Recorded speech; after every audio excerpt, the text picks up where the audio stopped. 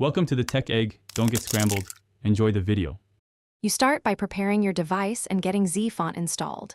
First, make a quick backup of system fonts and critical settings so you can restore if needed. Once done, enable unknown sources and sideload the Zfont APK you downloaded. Make sure you have the emoji TTF or OTF file ready in downloads.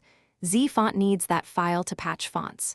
Finally, open Zfont, grant any storage permissions it asks for, and select the Emoji tab to begin the replacement process. You now perform the core patch.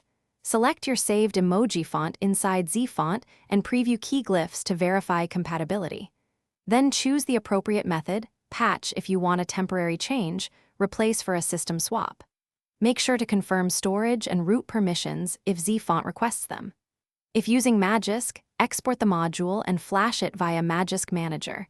If using the system installer, follow prompts to write to /system or /vendor. Once applied, reboot to let changes take effect. You finish by verifying the result and handling common failures. After reboot, open messaging apps and system UI to confirm new emoji appearance.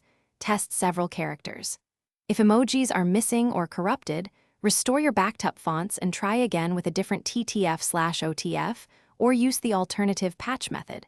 If problems persist, boot to safe mode to rule out app conflicts or check Magisk logs and permission denials for clues. One key tip: always keep the original backup until you're satisfied.